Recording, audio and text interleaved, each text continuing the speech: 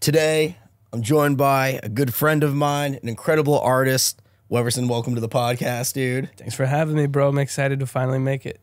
Yeah. How would you describe yourself to someone who's never met you before? Strikingly handsome. Just kidding. I don't know. I call myself a creative person. I'm just a creative in general.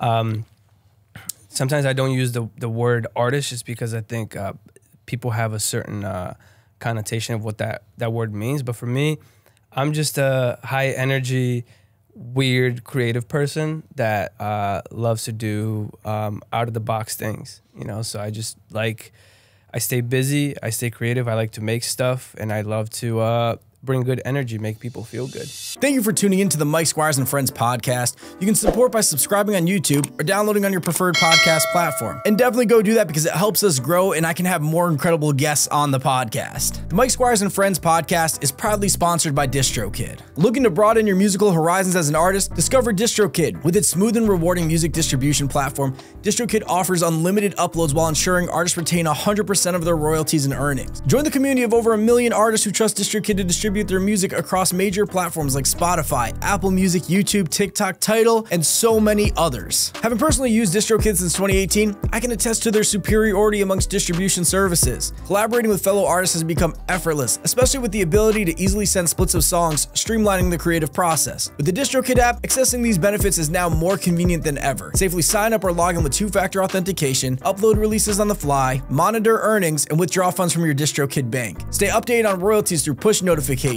effortlessly share hyperfollow links, manage account details seamlessly, and track streaming stats from Spotify and Apple. Additionally, explore Mixia for professional-grade mastering, DistroVid for music video distribution, and Instant Share for secure file sharing with collaborators, producers, and more. The DistroKid app is available on both iOS and Android. Download it today from the App Store or Google Play Store to revolutionize your music career. Visit distrokid.com/VIP/Mike Squires to get 30% off your first year membership. Now sit back, relax, and enjoy this episode of Mike Squires and Friends.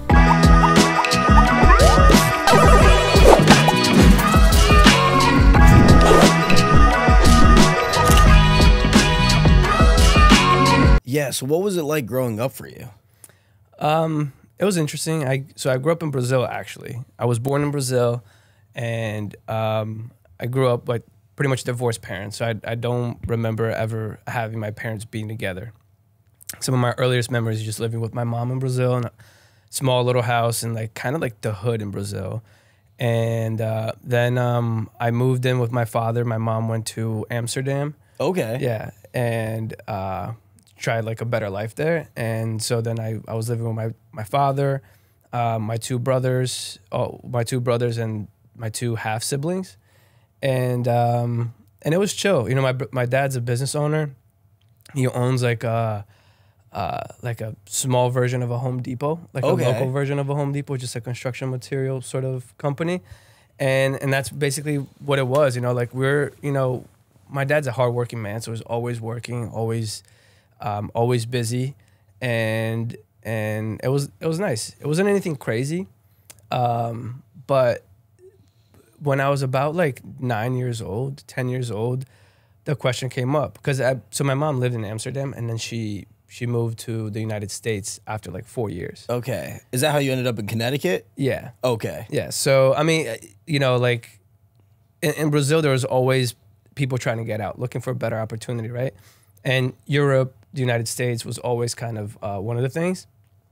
My uncle had come to the United States. And then my mom tried Amsterdam. But my oldest brother decided to move in with my uncle. So he left Brazil before all of us and came to Connecticut to live with my uncle.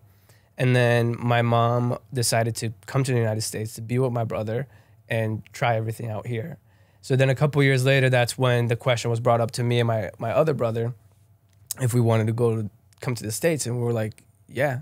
You know, I was 9, so, you know. It's kind of a big, you know. It's a huge decision. Yeah. Like, you know, okay, I'm 9 years old. Let me just decide the entirety of my life right now, you know. Like, do I want to go to a completely different world and live with my mom and leave my dad away, you know, leave my dad? And so it was, I remember, like, you know, like, I would sometimes like call my mom, like, she would call and check in on us and stuff. And the conversation started to happen. And I just remember being a kid and be like, okay, like, what's it gonna be like? You know, and like my stepmom and my dad telling me like, you know, some expectations, you know, like in America, they eat everything from a can, you know, everything is canned food. And I'm like, what?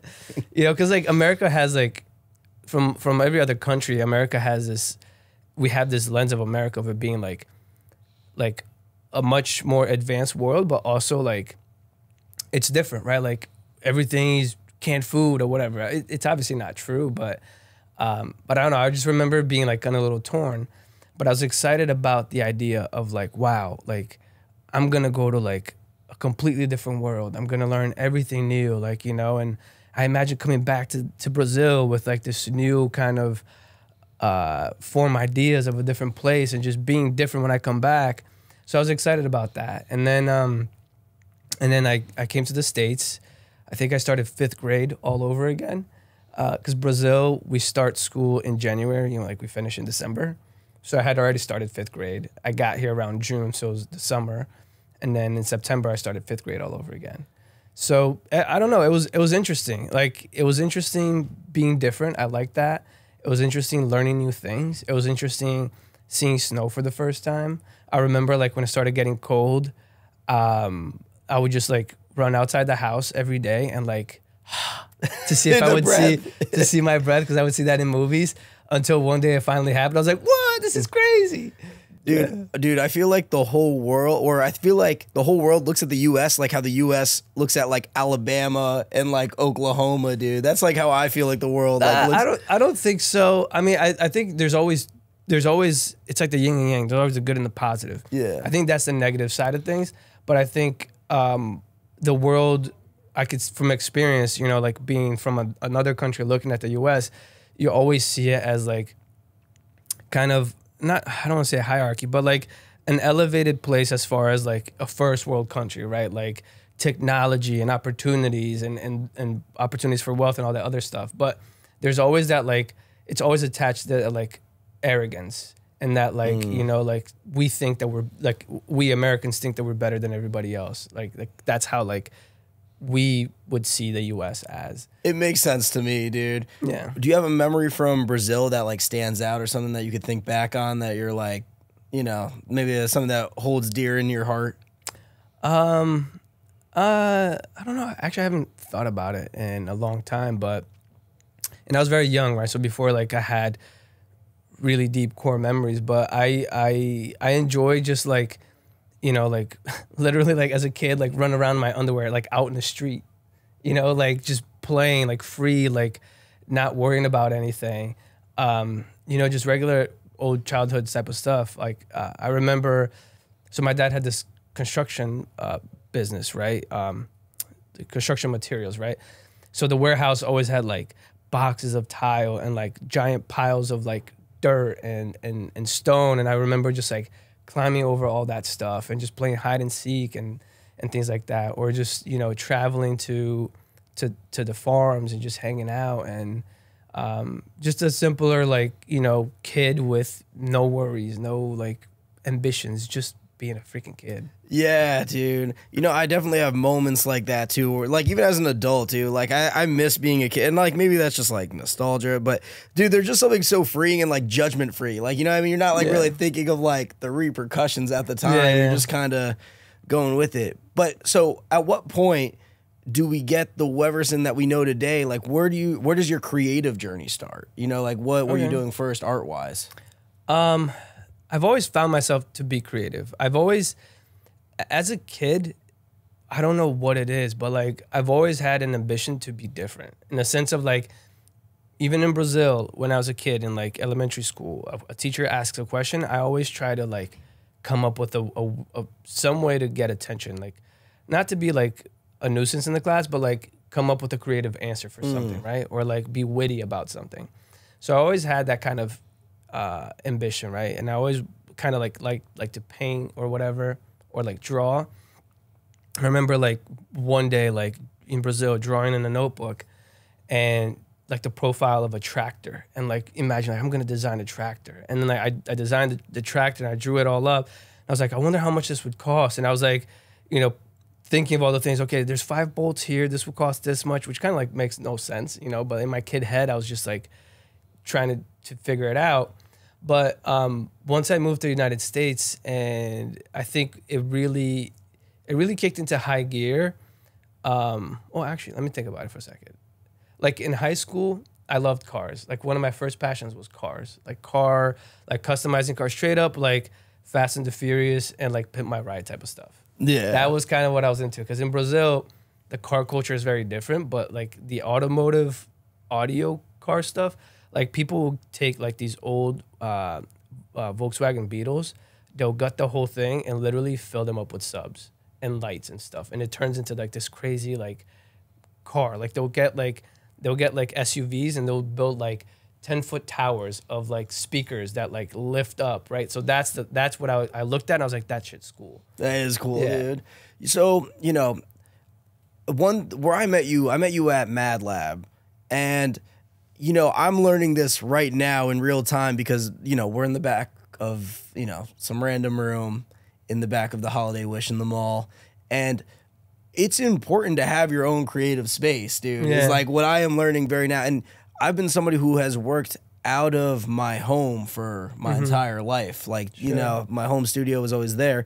But I'm starting to learn that like having a space outside of your home is really, really nice, dude. But I just want to talk, like, how did the whole Mad Lab come together? Like, and, you know, what are some of the projects that you take on there? So the Mad Lab started, you know, so I went to architecture school, and my thought was just like, you know, I've always been interested in that as well, right? So I just trying to figure out how do I make a profession out of my creativity or that stuff. So I think architecture seemed like the right thing, and I've always been interested in buildings and stuff. So I went to architecture school, and then after I got my master's, I stayed in Boston. I went to school, university in Boston. I stayed there for like a year. And then I've always wanted to move to California. And step one was just coming back home and figuring my stuff out. So I think it was 2016, I moved back to Connecticut, living with my mom. And I kind of just started freelancing, started doing a bunch of random stuff at that time. You know, at that time, I wanted to start something for myself. And I started like an entrepreneur journey, and I started to really dive into like personal growth and like my mindset and figuring out, okay, how do I manifest the life that I want? And so I had the ambition of starting like a business.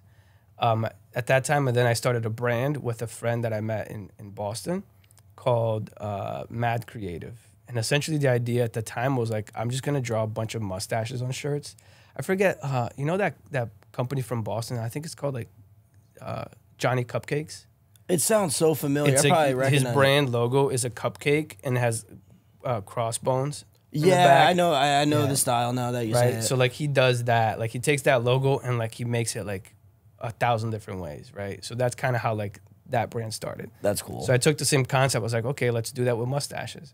So long story short, we started to do that, and then I had an opportunity to design a home in Westport, like a freelance project. And the builder came to me. We started working on a project. There was an existing house in the site, and at the time I was dating Jess, and I was like, yo, like let's turn this into like a cool project. And I thought of the idea of like, you know, there's a house here, and we're gonna have to destroy this house. And like demolishing this house sounds like a very negative thing. Like to take something physical, destroy it, the amount of energy to put into something and it be negative is not cool. Like how can I turn this into like a positive concept? So we thought, okay, like what do we want to destroy? So I thought I want to destroy my fears. So we conceptualized Emotion Explosion. And basically it was like, you know, I had just moved back to Connecticut. I basically like knew nobody, especially in the creative field. And so I ended up meeting, God, I'm going to start drawing blanks. You're good, dude. Yeah. So I met a friend out of Norwalk who, damn, I'm going to have to remember his name now. I feel like stupid now. Anyways, so I ended up meeting a couple people that introduced me to a lot more people. And we basically brought like 12 different artists to this house in the middle of Westport. It's kind of like backcountry. There's trees everywhere. It's the middle of the spring. And we spray painted the entire house with our fears. Like literally covered the entire house with graffiti, like clowns and snakes and all this other stuff, right? And it basically turned into a festival. My friend Zuki Tunes was a DJ, was playing in the middle of the forest, like these like crazy wild beats, right? My mom was cooking in the grill, and it was just an entire afternoon of us just covering this house in graffiti. And then eventually, you know, the bulldozer came, we recorded the bulldozer, and we destroyed all of our fears. And that was the genesis of everything. Like Jess and I working on that project just felt like so magical. Like meeting all these people, everybody that came to the project said that it was like a super powerful experience. And then we went on to take that footage and we created, we met Renee Soto, who had a gallery in Norwalk at the time. We basically did a show after that was the Strength Showcase. So we took all of the artists that participated in the show and created artwork related to their strengths. So the idea was like, okay, let's destroy our fears, then let's focus on our strengths. So we did this, and then we also did like a showcase at the Blind Rhino in Norwalk where we showcased the video and all that other stuff. So this entire project caught a lot of attention, and we raised money for a nonprofit. And after meeting all those people, we were like, damn, like, we want to do more of this. Like, this is cool.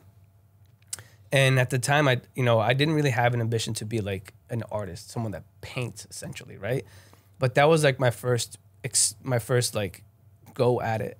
And then I was like, then because of that, then like Five Fingers invited Jess and I to show during the Sono Arts Fest. So then I had to make art, and I was making art in my mom's basement. You know, and then I was like, okay, I caught the bug, right? Like, how can I keep doing this? How can we build a team to do these cool things? And then eventually I started to look for a garage. And I was like, all right, if I find a garage, I could just have my spray paint, I can paint, I can do whatever I want. And then I came across the building that would become the Mad Lab. And long story short, you know, the Jason Milligan, who's the landlord there, was one of our architectural clients. We were doing work for him.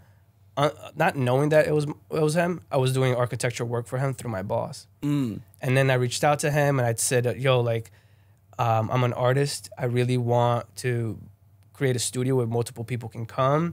I want to create a gallery. I want to rent out studio space, but I don't have a place to live, so I need to live in the attic. And he was like, all right, let's make it happen. And he essentially like built the entire thing. I created all the 3D renderings. I designed the entire space. He liked it.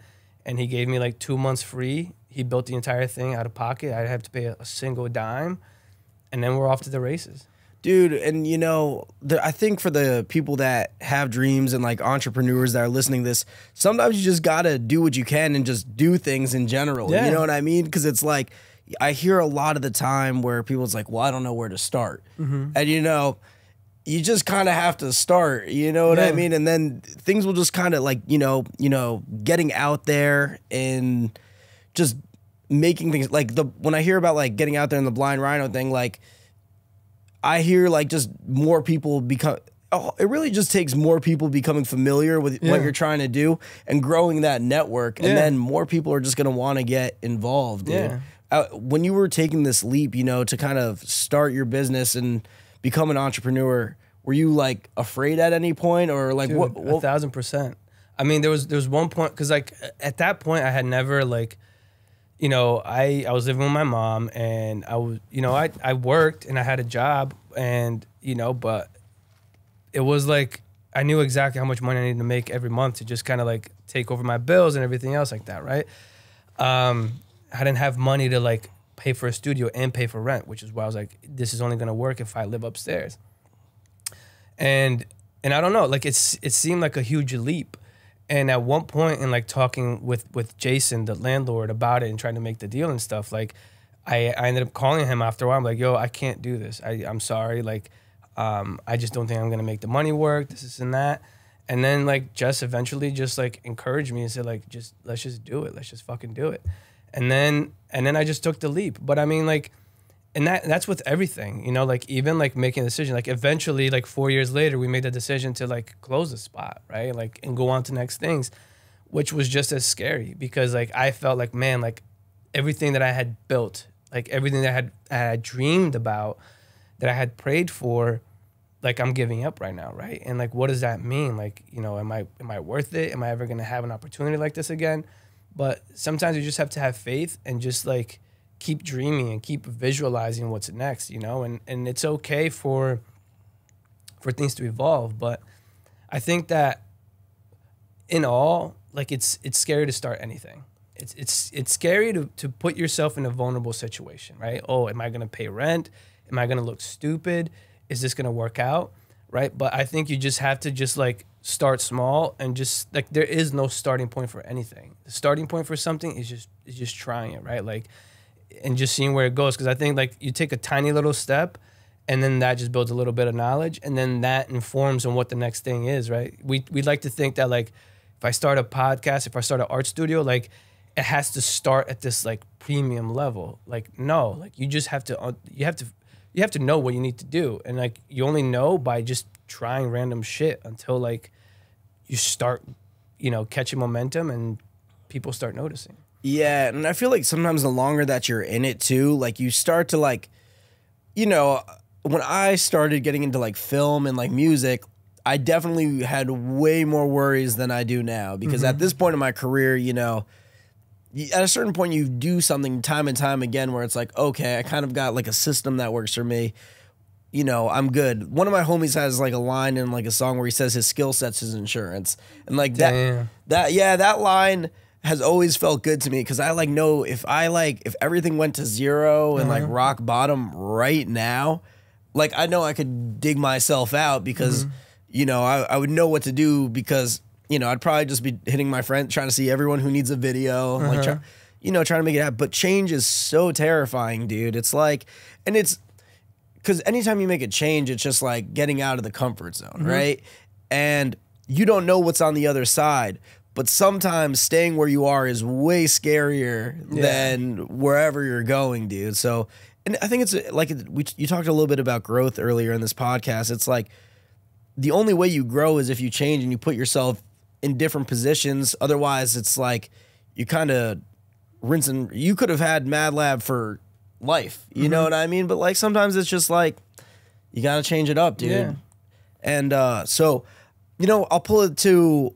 You had a big viral moment, dude, that I can't have you on here and not talk about, dude, because I couldn't escape it on my feed for that whole period that it was going on. You painted a pool that was like this iconic pool that went viral all over social media, dude. So how did that project come to be? And from the start of the project to, you know, it going crazy all over social media. Sure. So that was a very unexpected moment, but funny thing is that came after the decision to like close the lab, because closing the lab was kind of like a multi-step decision, which was like we had the space, we decided to just stop doing shows, and then Jess and I decided to just move back into the studio and just use it as our house. And then eventually, like after that, we went our separate ways, and I lived there for a little bit, and then I decided to just let go of the space. But once we first decided to stop doing shows and like kind of let go of the business and just use the space as our personal home and studio, that's when I was able to finally like start looking at for opportunities to do more of my own art. Because that was the problem. Like running the studio, everything that was happening was fantastic, but I felt like I couldn't tap into like, you know, I understood that for the lab and for that thing to be successful, I needed to almost 100% commit to that and kind of let go of my own personal like creative career, right? Because it was at that moment it was impossible for me to like manage both, because I was always doing that and working a full-time job. So anyways, so once we finally made that decision, okay, let's just stop doing the shows. It was that first summer where like I was looking for creative opportunities and I was doing art and doing murals that this opportunity came up. So I had painted a mural for Rebel Daughter Cookies. You know the spot right there on the art park? Yeah, I think I've walked past it a couple times. Yeah. It's like right there at the art park. It's got like that like black and pink mural. They make like crazy ass cookies. It's amazing. I gotta go. Yeah. I don't think I've ever had their cookies, so I'll definitely have to go and check them out, yeah, dude. It's awesome. And she's like a great friend of mine, huge supporter, probably like one of my biggest fans, like loves my art. and she commissioned me to do the mural. So we did that mural, and then essentially one of her clients, this crazy dude, his name is John. He has like this wild, well, he doesn't anymore, but he had this wild blue beard with like beads and stuff all over it. He saw that mural, and he reached out to Ann and said, hey, like I'm doing a special project. Can you connect me with the artist? And then he reached out to me. And then in the meantime, I was looking for stuff, but I follow a lot of like artists on Instagram and on YouTube, and I had seen like projects like that, like a pool being painted, and that was instantly on my bucket list. Like I would love to do this. And I wasn't necessarily looking for a pool, but then John reached out, and then I went to his house, and I immediately recognized him. I don't think he recognized me, but he was like, so this is what we're trying to do. Like I have this pool, we've painted in the past, and we're trying to paint it again. I was like, hell yeah, like let's do it. I've never done this before, but let me do some research, figure out the proper way to do this, and then we'll put a price together, and we'll design it, and we'll go for it. So I did some research, and figured out, one way to do it. And he liked the design. He was like, just be as creative as you want. And then I put together like, a simple concept of what it was, and I sent it over. He gave me the go ahead, and then we're off to the races. So, like I bought all the materials, I bought all the spray paint. And then it was a big project, like, it was a 20 by 40 pool. So it's like a lot to paint. And basically I asked just to help. And I also reached out to a friend of mine, shout out to Sketch. His Instagram is Please Be the Change. And he's like this crazy wild graffiti artist. He also helped me paint the original mural. So, and then we painted the mural. And then like, we didn't really think about it, right? So we kind of like made some reels or whatever, and we posted it. And I've always had my Instagram notifications off, because like I don't like getting the little red dots on my phone, like every time I get a notification. So all my notifications are off for everything. But Jess's wasn't, right? So we kind of collaborated on that post, and I wasn't really paying attention. And then Jess was like, do you know what's going on? I was like, nah, what are you talking about? She's like, this is going crazy. I'm like, what do you mean? And she's like, just look. And then she put the phone down. She's like, just put your phone down. And I put my phone down. She's like, and then a notification popped up. And then a notification popped up. And then we started to count. It was like, okay, how long does it take until another notification pops up? And like literally every 10 seconds, a notification will pop up. Insane. And it went to like 10,000 views, to 20,000 views, to 100,000 views. And over a week, like we got like 9.5 million views, and it was wild. And I was like, holy shit, like, what do I do now? I was like, how do I take advantage of this? And then other opportunities came from it. It was just fun. It was fun living in that moment, and like just posting stuff. I went from like 5,000 followers to like 25,000 followers. Again, a lot of different people came, enjoyed my art. Some people would like message me, be like, yo, this stuff is so cool. You inspired me. I just painted my room to look like that. And like, they would send me pictures, and I was like, yo, this is dope. Like, I love the fact that I'm doing something that bring people joy and that inspire people to do other stuff, right? But it was wild. It's extremely rewarding too, it sounds like. Yeah. You know what I mean? To like already doing a project that you love, you know what I mean? You wanted to paint a pool, and then it's like, to me, it going viral on social media is kind of just like another like, just like a little cherry on top to the whole situation too. You said you got some opportunity. Like, what were people like reaching out about? So a lot of people would reach out to like, okay, like what does this cost? How much does this last? And things like that. A lot of people reached out, but not too many people followed through. But eventually, the following year, I went out and I ended up going to Austin, Texas, and I'm painting another pool. And then the year after that, I ended up going to Palm Springs and painting another pool. Oh, amazing, dude. Yeah. So yeah, you have a phrase, dude. Do you boo boo? Yeah. Can you explain where that came from and what it means to you? Sure. So in the beginning of my journey, I think everything changed for me when I moved back to Connecticut. That's when I was like, man, like, like I want to live out my dreams. Like, I have big dreams and ambitions, and it feels like I'm never gonna get there. And that's when I started to like dive into like personal growth and figuring out like, the idea of manifestation and just how do I create the life that I want. And I started to understand that like a lot of times I was afraid of just being myself, right? To the point where like it had been so many years that I kind of hid my true self that I didn't even know who I was or what I was about and what I truly enjoyed. So when I started to make art, I wanted I listened to this book. I'm not a big reader, but I'll devour audibles all the time. And it was a book by Elizabeth Gilbert called Eat, Pray, Love. No, it wasn't Eat, Pray, Love, but it was called Big Magic, but she's the author of Eat, Pray, Love.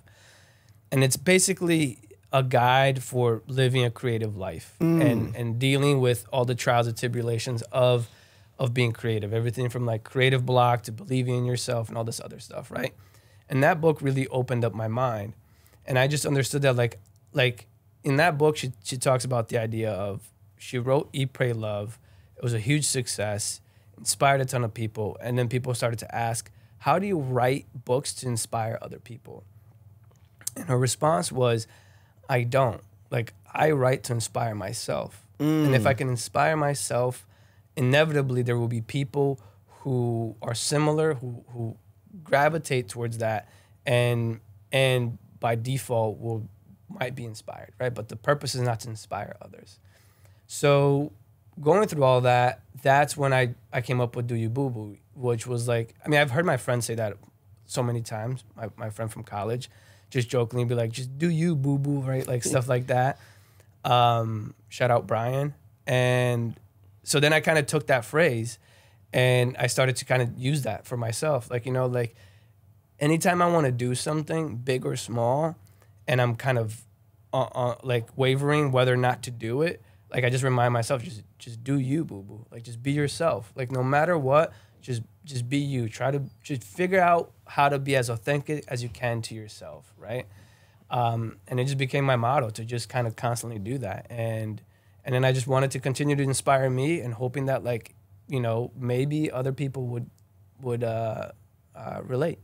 What's one of the biggest lessons you've learned in your career so far? I think, let me take a second.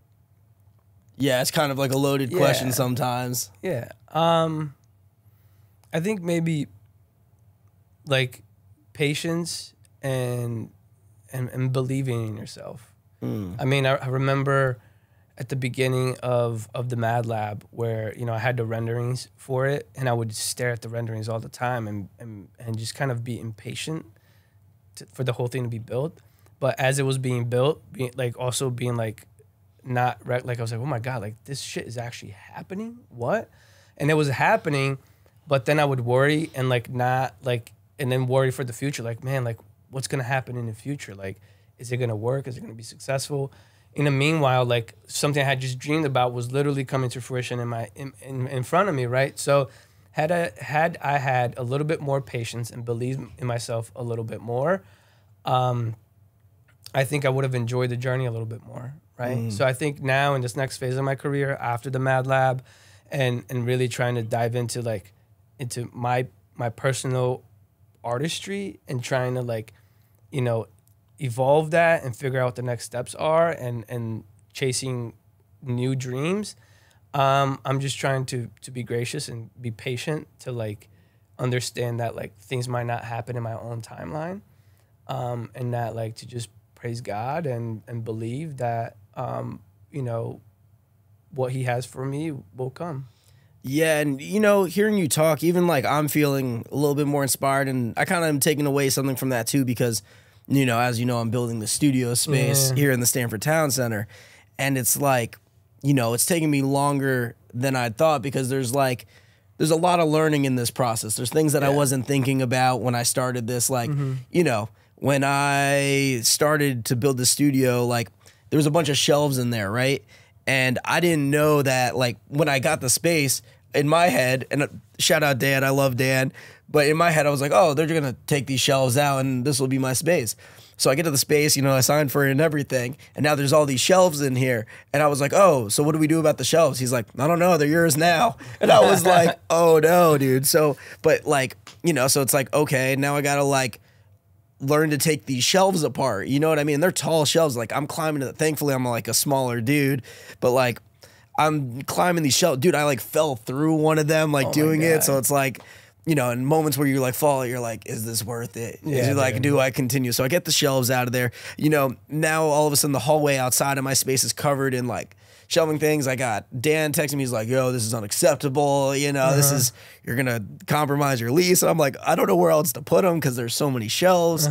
And then, you know, so I get the shelves out and now I got to like paint the place. Now I hired a painter. Now I rented a sprayer gun. I come back and the painter that I hired, like in no disrespect, but like I'm looking at the ceiling. It's like blotched on. It's like leaking paint all over the ground. So it's like, so now, you know, and there's a moment in this you were talking about, like, I was feeling so defeated after that. Like, I just was like, yo, fuck this. I don't want to do this anymore. I don't want to do this. But then my girlfriend, Sarah, who you met briefly before, she's like, well, you already got the machine. We're here. Let's just learn how to do it. And I was like, you know what? Let's do it. That's a keeper right there. Dude, so Sarah, listen to this. Not only did she like, she learned how to do it, and she proceeds to spend the next 5 hours spray painting. And these are 20-foot tall ceilings, just spraying the ceilings. And we got it done like that night, dude.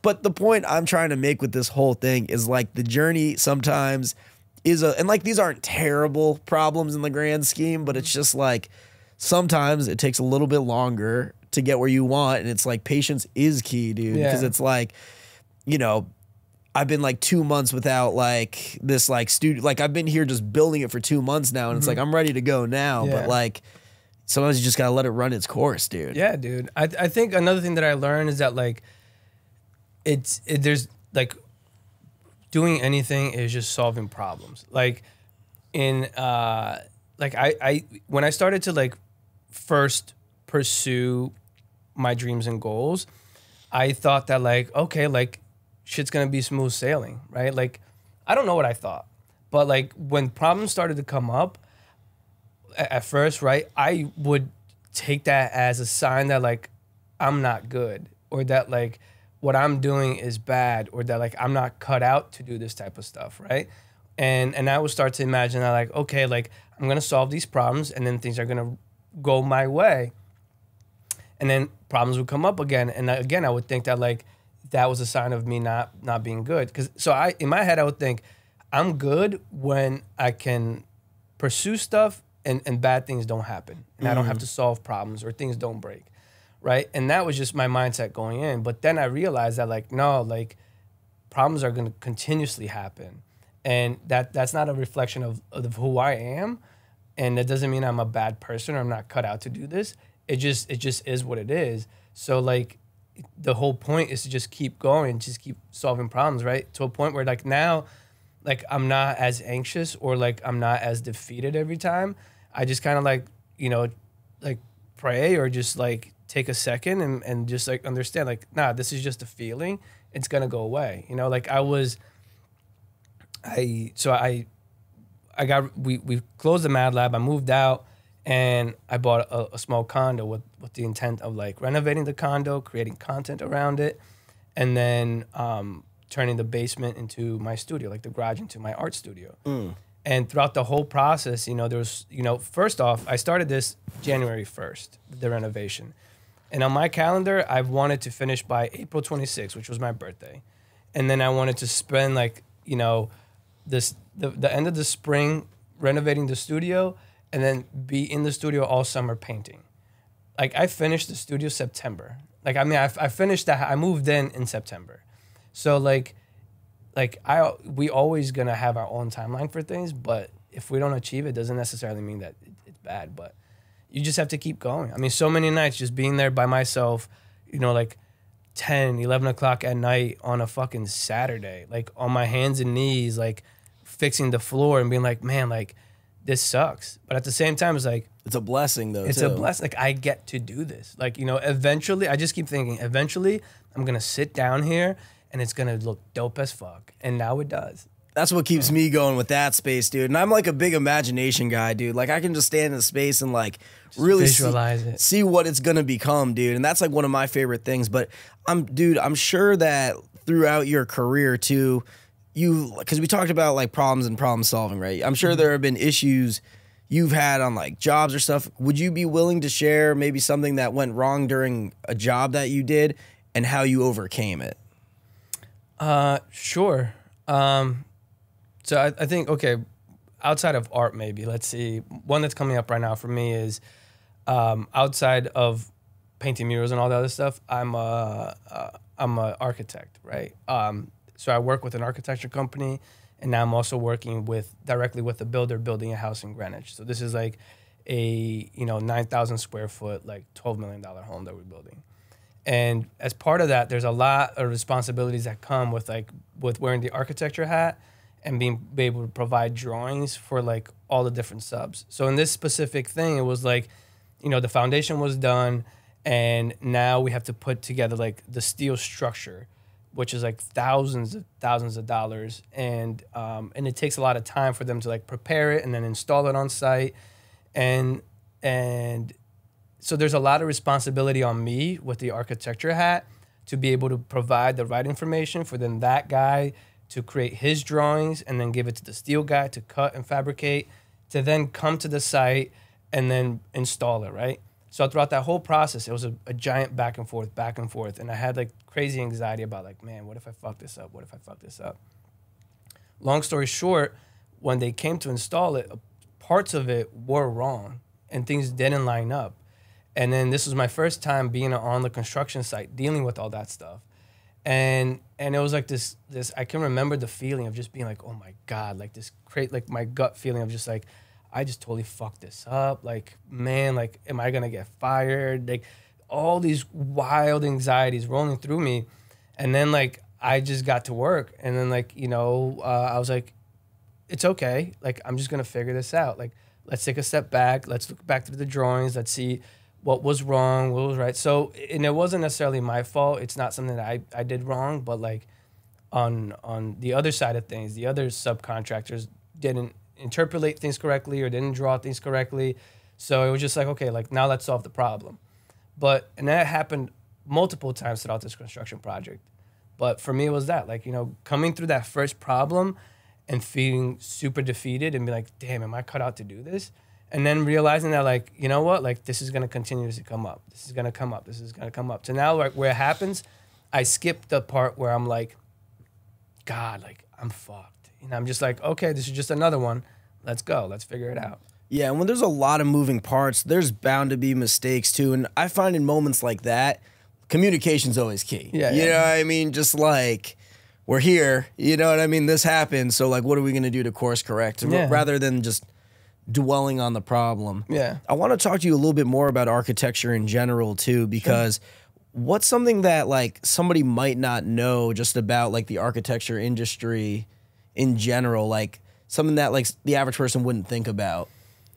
A couple of things. So like when clients come up to us, they always think that their projects are going to happen in like 6 months. Someone wants to do like a crazy kitchen and master bedroom renovation, and they're like, it's like January, and they're like, I want to be in there by the summer. And we're like, that's not going to happen, And then also just kind of just trusting the process. I think a lot of people, they kind of like get fixated on certain things. Like you're presenting somebody a set of drawings or a full design of an entire thing, right?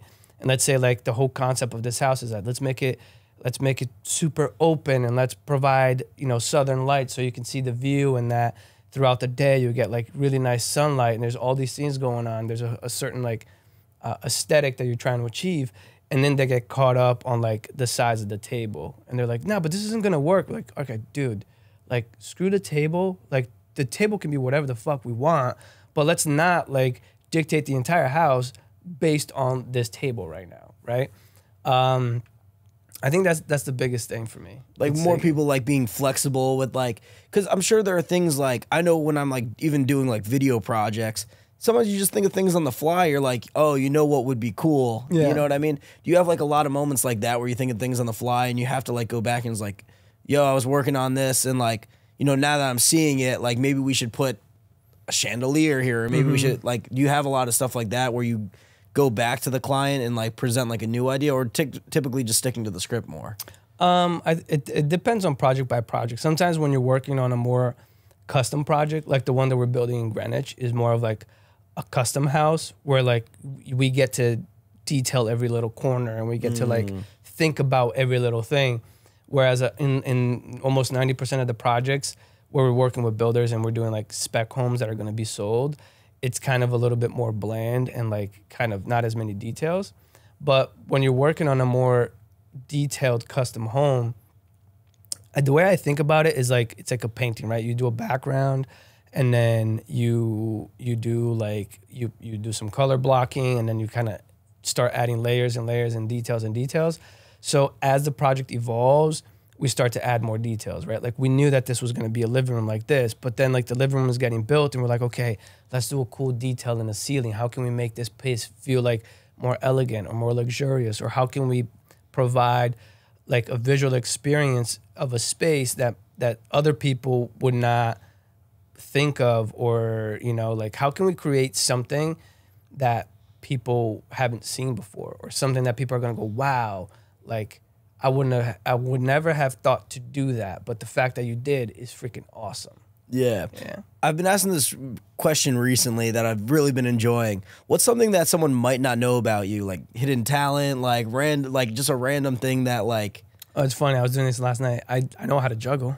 Really, dude? Yeah. Like what? So I mean, I don't know if that's what you're expecting. No, dude. Like dude. The answers are like always. It's just fun to ask because. How do you know how to juggle? Okay, so a couple of years ago, my cousin. I'm always like my cousin Jennifer. I'm always trying to like pressure her to do like crazy stuff. She doesn't know how to ride a bike. So one day, like a couple of weeks, I spent a long time like teaching her how to ride a bike. Kind of made her cry a little bit, but. Another thing I did was she was always talking about like being afraid of heights. So I was like, let's go skydiving. And then eventually... That's a good way to conquer that real quick. So eventually we went skydiving. We went to Long Island. The day we went was like a cloudy day. So they kept pushing out the jump. So we were there for like 4 or 5 hours, just waiting and waiting and waiting. The anxiety just building up, dude. I mean, on her, but I think we're pretty cool. Like the weird thing is that like right before you go, you have to sign the waivers. And then they basically like show you like a 10-minute video of basically like, you could die. You might die. You could die. You probably will die. You sure you want to do this? And then you're like, why am I doing this? You know? But you do it anyways. And so we were just like trying to entertain ourselves, like just find something to do because we're so bored. And they had a set of like cornhole games. Yeah. And we played cornhole. I was bored. And then I was like, I'm just going to try to juggle these balls, like the little sacks. And I just kept trying. And like after like, you know, half an hour, I kind of caught it a little bit. And I was like, okay. And I just kept trying. And then eventually I bought some juggling balls and I watched some YouTube videos and I like tried to master it. And to me, that's sick though, bro. I'm like so pro just trying new things. Like, cause to me, that's like funny as hell, dude. Cause you could just be like casually just like hanging out with some friends and just bust that out. And to me, that's like, you know, I think that's mad funny, dude. Yeah. But, you know, I'm going to start pulling this to the end zone, but I want to talk to you about one of your more recent projects, The Seed.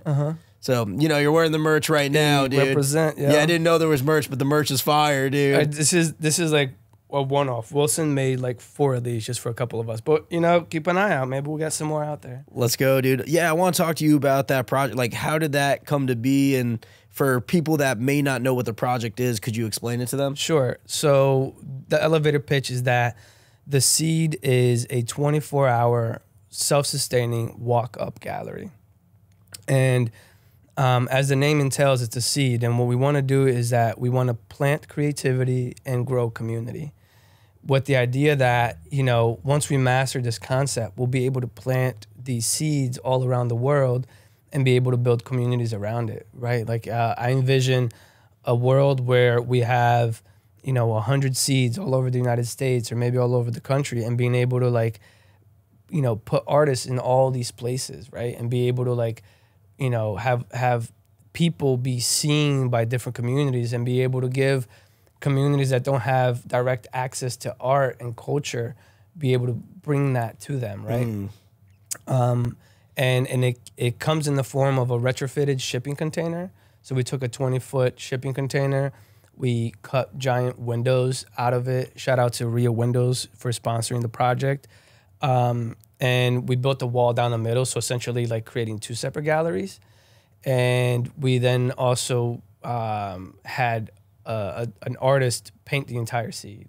And the idea is that like just like a seed has different seasons, right? Like you plant, you take care of it, and then you harvest it, and then eventually you harvest it, right? So every season we want to like redo the seed. So with an opportunity of having like multiple artists at a time. So it could be 3 artists, like 1 artist in each gallery, and then a 3rd artist completely painting the seed itself. Oh, right? that's cool. Or maybe even having a single artist like redo the whole thing and taking it over. So yeah, so the idea is kind of like the same concept of like, you know, of just taking one thing and redoing it over and over again, and being able to bring energy, right? So, and it came through with it was post Mad Lab. I was at that time I was on my own. I was single, living at the Mad Lab, and Wilson. And you've met Wilson before, Of right? course, yeah. So Wilson is like my ride or die creative partner. Like, you know, I honestly like, I think where I'm at right now, I wouldn't have been able to do it without having him as like a partner in like everything, like the A Mad good Lab. support Yeah. system is everything, dude. Yeah, dude. If you have people in your ear that are pulling you down and saying you can't do it, like you got to get rid of them. But having some, like, it kind of goes back to what I was saying, like, you know, when you're defeated, like having that person to like just Like lift you up. just a little, you're just like, nah, dude, you got it. Like, and even hearing stuff like that sometimes is like, Yeah. yo, you know what? I do got it. Yeah, I mean 100%. And then there's one level further, which is like, you know, somebody who's like actually down in the trenches with you, like, you know, like Because then they get yeah. it, dude. Yeah, and they're there like doing the dirty work, you know, like Wilson and I, like the day before the unveiling of the seed, like we're on site at like 10:30 at night, like painting the fence on top of it and like adding lights and doing stuff, because like, as you know, when it comes crunch time, like you got to pull out all the stops. You got to find energy like wherever you got it, and you got to like take sacrifices and make things happen, right? And there are some people who are willing to do that, and there are some people who aren't. And like being able to work with Wilson has been a blessing, because like, one, we're both like super passionate about what we're doing. We believe in each other. We believe in our projects, and we're willing to like put in that energy. So there's a art festival that happens that's been happening like for the past 3 years in Stanford. The Offman experience? The Offman experience. So, and we work closely with Rise Up out of Hartford, who facilitates all these projects, right? And so long story short is it was last year's Offman experience. Wilson was a part of the Offman experience team, like putting the festival together. And he reached out. He's like, yo, bro, like I really want to work with you on something. Let's work on something special, right? And I was like, dude, I'm down. Like, we hadn't worked on something together because the lab had fizzled out. And then he came to the lab and we started to just brainstorm these different ideas. And we just thought, like, we've always wanted to do something with shipping containers. So long and behold, this idea came about. And then like we're on ChatGPT coming up with like taglines and just coming up with like, essentially like within like 3 hours worth of work, we put together this whole project, right? We visualized the whole thing, super excited. We put together a project sheet, like a general budget and a general like forecast of how this thing would happen. And we sent it over to Matt Conway of Rise Up. And he was like, dude, this is freaking dope. Let's just put it out there. And then like, because Matt has like a lot of connections because he's like so deep into the community and like working with the state and getting grants and stuff, he was able to get a grant for us to like bring the project to life. Oh, it's so dope, dude. So last year we basically presented just the idea. So we had a shipping container on site, and the installation was, we wrote all these words like racism and depression and anxiety on the shipping container. And then we had kids throw like paint balloons at it with the concept of like, okay, let's all tackle these negative aspects of society. Let's tackle it together. And we covered the whole thing in paint. And then we introduced the idea that like this shipping container is going to transform into the seed. And then for the 1 year anniversary of that project, we worked with Well Built. We worked with multiple partners like Rio Windows and Rise Up and Mill River. and to bring the whole project together, right? So Well Built was a huge part, one of the biggest sponsors, basically built the whole thing. And Rio Windows, you know, donated the windows, and these are the windows that you put on like multi-million-dollar homes. Yeah. It's like on our gallery in the Insane. middle of Stanford. So then we work with Israel Acosta from out of Yonkers and JPO out of Bridgeport, which were the first two artists to work on the seed. Oh, that's really dope. And we finally made it happen. So we're just excited. It's really cool when you have an idea and you bring it to life, dude. There's like something that's really rewarding about that. And I think like, you know, for someone who has never done that and like has an idea that's like a little out there, you should make an effort to try to make it happen because, you know, it's not that like I don't have a child, right? But like, you know, the way like with some of my albums and music, I'm like, yo, this is like my baby. You know what I mean? I spent so much time, like this came from nothing, you know what I mean? Just willpower, you know? So like, you know, creating the seed from like basically just willpower, just doing it, you know what I mean? So that's really, really cool. I got two more questions for you. One of them is, what's your advice for any artist or entrepreneur on the come up? All right, that's easy. Do you, boo-boo. Let's go, dude. And then the last thing I want to ask you, and it could be even the same thing, but like, if there's one thing you want people to take away from you, what's your message to the world? Just believe in yourself. Yeah, dude, it's so important. Like, yeah, dude, it's not easy. Like, no one's gonna believe in you unless you believe in yourself, and a lot of times people won't. So I think it starts with that. And I'm a man of faith, so for me, like having God in my life is very important, and being able to connect with that, being able to pray and find strength in that is very important. So, you know, I pray for that all the time. And I think that having something to kind of guide you and being able to believe in you is what's going to like just give you the energy to just take that random step. No, that's true, dude. Like, and it is important too. And it's like sometimes believing in yourself it's not easy to do. It's hard, dude. Yeah. I don't believe in myself a lot. And then like I have to constantly come back to that. Because I don't want to make people think that I'm sitting here and like I don't believe, like I believe in myself, but I have to really try a lot of times. It's not like, yo, I believe in myself and that's it. Like, no, there's a lot of times where I have crazy doubt. It's much easier to not believe in myself than it is to believe in myself. So in saying like believe in yourself is not like it's easy. It's like make the work and believe in yourself. Like that's where it's like going to the gym. Yeah, you just got to put in the time, the effort, and you're going to have to push through failures. Not everything's going to work out, but you'll learn something each time you do. 100%. So, Wev, I appreciate you for coming on the podcast. 100%, dude. man. I'm excited. Thanks for having me. Yeah, if people want to connect with you and find you, like where can they find you? Best way to connect with me is through Instagram, just at WeverP. I'm on YouTube, Weverson Ponte. On Snapchat, on TikTok, everything. I think that's probably the best way is just, you know, hit me up on the gram, say hello. Yeah, my guy. Thank you for coming on, dude. Hey, brother. Let's go. Hey.